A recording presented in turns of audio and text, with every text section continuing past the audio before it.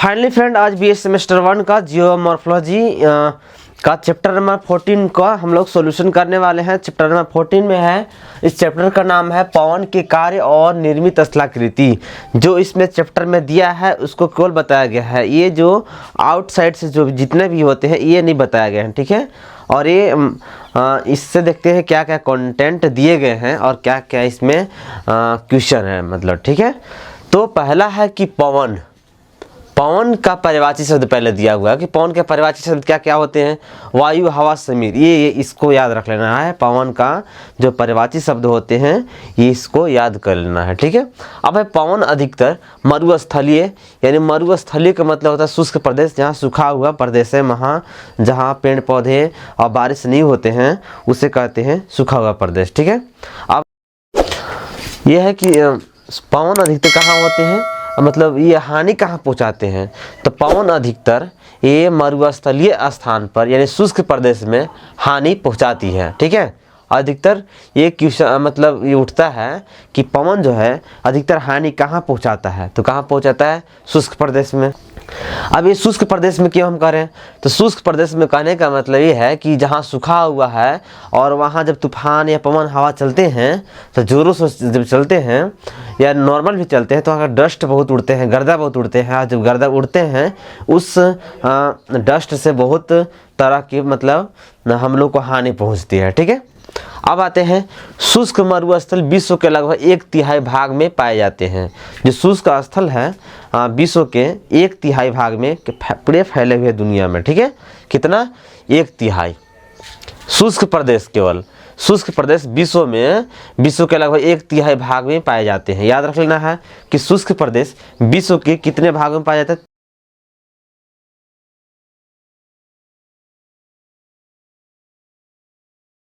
अधिकतर मरुस्थल एशिया और अफ्रीका में पाए जाते हैं। जो मतलब विश्व को जो मतलब क्षेत्र हैं ये मरुस्थलीय कहाँ कहाँ पाए जाते हैं, तो एशिया में और अफ्रीका में। अधिकतर की यहाँ बात हो रहे हैं तो एशिया और अफ्रीका में अधिकतर मतलब पाए जाते हैं, ठीक है। अब आते हैं कि अफ्रीका का सबसे बड़ा मरुस्थल कौन है, या मरुस्थल के है या उसको हम लोग रेगिस्तान भी कर सकते हैं, ठीक है। तो अफ्रीका का सबसे बड़ा रेगिस्तान कौन है, तो इसका नाम है सहारा। विश्व का भी यही है, ठीक है, इसे याद रख लेना है। विश्व का सबसे बड़ा डिजर्ट, मतलब डिजर्ट इंग्लिश में डेजर्ट होते हैं, हिंदी में रेगिस्तान, मरुस्थल, सूखा प्रदेश ऐसे भी कह सकते हैं। तो अफ्रीका का सबसे बड़ा और सबसे मतलब विश्व का भी सबसे बड़ा ये जो है सहारा रेगिस्तान है, सहारा मरुस्थल है, ठीक है। ये याद रख लेना है कि ये, और ये कहाँ पाया जाता है, तो अफ्रीका के में ये है विश्व, ये याद रख लेना है, ठीक है। और कलाहारी मरुस्थल अफ्रीका के दक्षिणी पाए जाते हैं, और कलाहारी है अफ्रीका में ही पाया जाता है, लेकिन ये दक्षिणी भाग में पाए जाते हैं अफ्रीका के। अफ्रीका के कहाँ पाए जाते हैं, दक्षिणी भाग में कलाहारी मरुस्थल पाए जाते हैं, अफ्रीका में ही, ठीक है। अब आते एशिया का सबसे बड़ा रेगिस्तान कौन है, तो एशिया का सबसे बड़ा जो रेगिस्तान है या मरुस्थल है थार है, ठीक है। थार, थार नाम सुने में गाड़ी भी है आजकल, बहुत हाईलाइट हो गया, थार थार थार है ना। तो कलाहारी मरुस्थल अफ्रीका के दक्षिण में पाए जाते हैं, और एशिया का सबसे बड़ा रेगिस्तान जो है थार रेगिस्तान है, ठीक है। और ये जो है थार रेगिस्तान ये इंडिया और पाकिस्तान के बॉर्डर पे मतलब है स्थित है, ठीक है। एशिया का सबसे बड़ा रेगिस्तान कौन है, तो थार है, ठीक है, थार रेगिस्तान है। और यह भारत और पाकिस्तान की सीमा पर स्थित है। और एशिया में सऊदी अरब भी एक मरुस्थल जगह है, ये भी याद रख लेना है। ये थार भी है, सऊदी अरब है, लेकिन एशिया का बात करें तो एशिया का सबसे बड़ा जो रेगिस्तान है ये है थार रेगिस्तान है, ठीक है। अब यूरोप में कोई मरुस्थल नहीं है, ये भी पूछ सकता है कि मरुस्थल नहीं पाया जाता है, ऑप्शन दिया रहेगा, तो ये यूरोप में नहीं पाया जाता है। तो इसे याद रख लेना है कि यूरोप में किस महादेश में मतलब मरुस्थल नहीं पाए जाते हैं, किस क्षेत्र में मतलब बिल्कुल सूखा नहीं, केवल हरियाली या पानी जो भी है मतलब वहाँ सूखा हुआ बिल्कुल नहीं है, तो कहाँ है, यूरोप में, ठीक है। अब आते हैं ऑस्ट्रेलिया में। ऑस्ट्रेलिया में 2/3 मध्यवर्ती एवं पश्चिमी भाग में मरुस्थल हैं। ऑस्ट्रेलिया में क्या होते हैं कि क्या है कि 2/3 पूरे वहाँ पर मरुस्थल ही हैं ऑस्ट्रेलिया में, ठीक है। ये भी याद रखना है, पूछेगा कि ऑस्ट्रेलिया में कितना भाग वहाँ मरुस्थल है वहाँ पर, तो कितने वहाँ पर है 2/3 मतलब 2/3 है ये, ठीक है। अब है उत्तरी अमेरिका में डेथ वैली, ये मतलब ये क्वेश्चन आ सकता है कि उत्तरी अमेरिका में कौन सा मरुस्थल है, कौन सा रेगिस्तान है, तो इसका नाम है डेथ वैली, ठीक है। ये डेथ वैली एक का है मरुस्थल है जो उत्तरी अमेरिका के कोलोराडो और कैलिफोर्निया में पाए जाते हैं, ये मतलब स्थित है ये, ठीक है।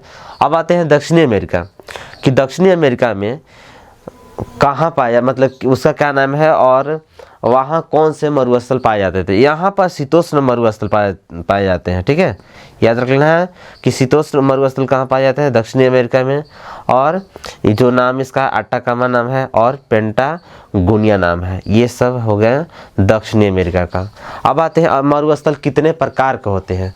ऐसे मुख्य रूप से तो ऐसे मरुस्थल 4 प्रकार के होते हैं, लेकिन उसमें और बहुत तरह के बांटे गए हैं, सबको अलग अलग डिवाइड करके, ठीक है। तो हम लोग देखते हैं मरुस्थल के प्रकार। तो मरुस्थल के प्रकार इसमें है हमदा मरुस्थल, रेग या पथरीला, अर्ग या रेतीला मरुस्थल, पठारी मरुस्थल। स्थल के मतलब मरुस्थल कितने प्रकार के हैं ये सब समझ सकते हैं, हमदा मरुस्थल, रेग या पथरीला और अर्ग रेतीला मरुस्थल और पठारी मरुस्थल। और ये हमदा मरुस्थल क्या है, हमदा मरुस्थल के बारे में जानते हैं हम लोग। तो वैसे मरुस्थल कहा जाता है जहाँ पर छोटे छोटे कंकड़ होते हैं और उसी पर मतलब महीन बालू होते हैं, उसी को हम लोग यहाँ पर कहते हैं हमदा मरुस्थल, ठीक है। हमदा मरुस्थल किसे कहते हैं, मतलब छोटे छोटे कंकड़ पर एकदम महीन महीन कण बालू के कण रहते हैं, जिसे पवन क्या करता है उड़ा करके ले जाता है अपने साथ, मतलब ट्रांसपोर्ट कर लेता है, उसको ही हम लोग कहते हैं हमदा मरुस्थल। मतलब ये छोटे छोटे कंकड़ था यहाँ पर, ऐसे कहीं भी क्षेत्र में हो सकता है, और इस पर महीन महीन बालू था, ठीक है। और पवन आया, हवा आया और इसे क्या कर दिया उड़ा के ले गया कहीं दूसरा जहाँ ट्रांसपोर्ट कर दिया, तो ये जो जगह बच गया इसको हम लोग कहते हैं हमदा मरुस्थल, ठीक है। अब सेकेंड है रेग या पथरीला मरुस्थल किसे कहते हैं। रेग या पथरीला मरुस्थल किसे कहते हैं। रेग या पथरीला मरुस्थल का मतलब है जहाँ बहुत बड़े बड़े चट्टान होते हैं और उस पर के जो धूल कण हवा बहा करके ले जाता है, उस क्षेत्र को हम लोग कहते हैं ये रेग या पथरीला मरुस्थल कहते हैं, ठीक है। अब हम लोग जानते हैं, ये समझ में आ गया, जैसे ये बड़ा बड़ा रहेगा ना पत्थर ऐसे, और इसी पर छोटे छोटे बालू था, इसे उड़ा करके ले जाता है, और ये ले गया हुआ जब जहाँ के खाली हो जाता है इस क्षेत्र को हम लोग कहते हैं पथरीला ये मरुस्थल कहते हैं, ठीक है। मरुस्थल ये हो गया। अब हम लोग जानते हैं अर्ग या रेतीला मरुस्थल। रेतीला मरुस्थल क्या होते हैं। रेतीला मरुस्थल वैसे मरुस्थल को कहते हैं, वैसे क्षेत्र को कहते हैं जहाँ पर केवल बालू ही बालू दिखाई देते हैं, और उसे हम लोग कहते हैं रेतीला मरुस्थल, ठीक है। इसका ये हो सकता है। और है पठारी मरुस्थल। पठारी मरुस्थल किसे कहते हैं। जब पठारी क्षेत्रों में डेनुडेशन होते हैं उस समय के जो भी मतलब सैंड या बालू मतलब बालू के कण छोटे छोटे बनते हैं, उसे उड़ा कर ले जाते हैं, जो उस क्षेत्र को हम लोग कहते हैं यहाँ पर इसे पठारी मरुस्थल नाम दिया गया है, ठीक है। अब हम लोग जानते हैं वायु के अपरदन कार्य से बनी स्थलाकृति कौन कौन है, ठीक है। तो वायु के अपरदन कार्य से बनी स्थलाकृति का नाम है तिपहल, गारा, छत्रक, भूस्तंभ, ज्यूगेन या ज्यूनेन, याडांग, इंसेलबर्ग, वातगर्त, ये सब है। ये सब मतलब है मरुस्थल जितने भी मतलब हैं, और ये मतलब वायु के अपरदन के कार्य से, अपरदन किसे कहते हैं मतलब जहाँ से कट जाते हैं, तो जो अपरदन से बनते हैं, या मान लीजिए यहाँ बालू था, यहाँ से कट करके या हट गया, या हट करके जो बना उसी को यहाँ पर मतलब अपरदन कार्य से ये मतलब कुछ आकृतियाँ बनते हैं, जिसका नाम है तिपहल, गारा, छत्रक। जो तिपहल होते हैं इस टाइप के होते हैं, ये इधर लगता है कि मुड़ी है, यहाँ गर्दन है, ऐसे मतलब छत्र लगता है। और इसमें गारा है छत्रक है, छत्रक जो होते हैं छाता के जैसे होते हैं ऐसे, ठीक है, ऐसे बनते हैं। ये सब है वायु के अप्रदन कार्य से बनी स्थलाकृति, तिपहल, गारा, छत्रक, भू स्तंभ, जीवगेन या जीवनैन या डांग, इंसेलबर्ग, वातगर्त है। ये सब चीज़ें ये पवन के द्वारा, वायु के द्वारा अप्रदन के द्वारा बनाया गया स्थलाकृति है, ठीक है। अब वायु के ट्रांसपोर्टेशन मतलब वायु के जो परिवहन हो कार्य हैं, क्या क्या कार्य हैं, ठीक है। हवा बहती समय अपने द्वारा काटे गए या अपक्षय द्वारा, ठीक है, नष्ट हुए टुकड़ों को कणों में बदलकर अपने साथ बहा ले जाती है, उसे हम लोग कार्य कर सकते हैं या ट्रांसपोर्टेशन कर सकते हैं। वायु के ट्रांसपोर्टेशन वर्क ये हो सकते हैं, ठीक है। अब वायु के निक्षेपण क्या होते हैं, ये तो मतलब वायु की ट्रांसपोर्टेशन एक जगह से दूसरी जगह ला कर रख दिया, उसी को हम लोग यहाँ कहेंगे, इसमें कोई ज़्यादा बदलाव नहीं है, ठीक है। अब हम लोग जानते हैं वायु के निक्षेपण यानी जमाव से कार्य, वायु के निक्षेपण कार्य से बना स्थलाकृति, कोई हवा के द्वारा उड़ा करके ले गया और यहाँ जमा कर दिया या कहीं जमा कर दिया, कुछ स्थलाकृति बनते हैं जिसका इसमें कई प्रकार के नाम दिए गए हैं, ठीक है। जैसे में उर्मिकाएँ, बलुका स्तूप यानी सैंड ड्यून्स है, रिपल है, छिछले दलदल है, ये सब बन जाते हैं वायु निक्षेपण यानी जमा हो करके। ये वायु के निक्षेपण का निक्षेपण मतलब जमाव से ये बन जाते हैं ये सब स्थलाकृति, ठीक है। अब इससे संबंधित कुछ मतलब 7 क्वेश्चन अब आ गया, ठीक है। पहला है कि पवन का कार्य सर्वाधिक प्रभावशाली होती है, अभी जस्ट बताए थे यहाँ पर, है ना। पवन अधिकतर मरुस्थलीय में हानि पहुँचाती है, तो ये कहाँ पर, पवन अधिकतर मरुस्थलीय यानी शुष्क प्रदेश में हानि पहुँचाती है। पवन का कार्य सर्वाधिक प्रभावशाली होता है, किस में होता है, शुष्क प्रदेश में, आर्द्र प्रदेश में, शीतोष्ण प्रदेश में, ध्रुवीय प्रदेश में। तो ये हो जाएगा शुष्क प्रदेश में, यानी ए इसका आंसर हो जाएगा, ठीक है। दूसरा में है कठोर व मुलायम चट्टानों की क्षैतिज संरचना में वायु अप्रदन से निर्मित होने वाली आकृति। कठोर व मुलायम चट्टानों की क्षैतिज संरचना में वायु अप्रदन से, ठीक है, निर्मित होने वाली आकृति। ये भी जस्ट बताए थे कि वायु अप्रदन से बनने वाली स्थलाकृति कौन है। वायु अप्रदन से जो स्थलाकृति बने बहुत तरह के, तिपहल है, गारा है, छत्रक है, भू स्तंभ है, जीवगेन है, जीवनैन है, याडांग है, इंसेलबर्ग है, वातगार है। तो इसमें से कौन कौन एक आया है, इसमें है कठोर व मुलायम चट्टानों की क्षैतिज संरचनाओं में वायु अप्रदन से निर्मित होने वाली आकृतियां हैं। ऑप्शन है भूस्तंभ, जीवजैन, याडांग, जालीदार शिला। तो दूसरा किसमें बी हो जाएगा, जीवजैन, ठीक है, जीवजैन होगा।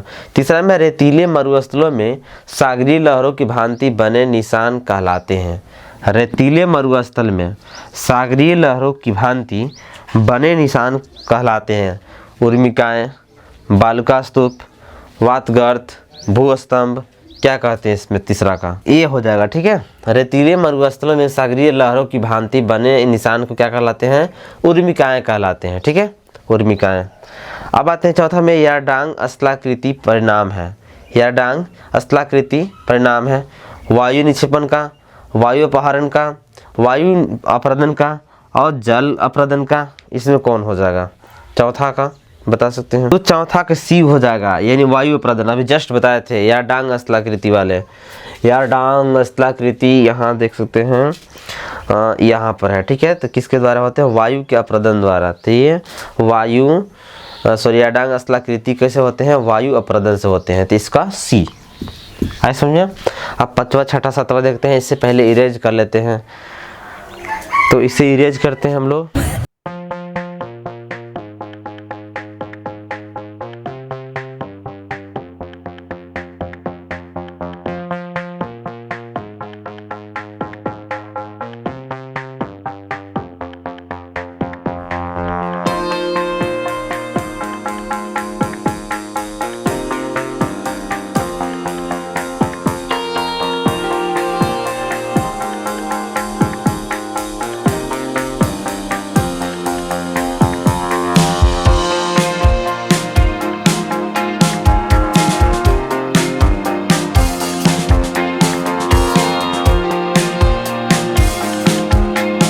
फ्रेंड हम लोग क्वेश्चन को लिख चुके हैं, 5, 6, 7 तीनों लिख दिए हैं। अब 5वां क्वेश्चन देखते हैं। रेतीले मरुस्थल को कहते हैं, रेतीले मरुस्थल को कहते हैं हमादा होता है, सॉरी हामदा हो गया, रेग, लोयस, अर्ग। ठीक है, इसका 4 अंश कौन होगा? तो इसमें 5वां का डी हो जाएगा। ठीक है, 5वां का डी यानी अर्ग इसका आंसर होगा। शुष्क प्रदेश में पर्वतीय भाग में जल का कटाव हुआ अवक्षय से निर्मित समतल भूभाग को क्या कहते हैं? क्या कहलाता है? बजाड़ा, पेडिमेंट, हमादा, लोयस। क्या कहलाता है? बी हो जाएगा। लोयस के विस्तृत जमाव पर पाए जाते हैं, लोयस के विस्तृत जमाव पाए जाते हैं दक्षिण अफ्रीका में, दक्षिणी यूरोप में, उत्तरी चीन में, पश्चिमी यूरोप में। इसका जगह उत्तरी चीन में। तो 7वां हो जाएगा सी। ठीक है, फाइनली आज चैप्टर खत्म हो गया है।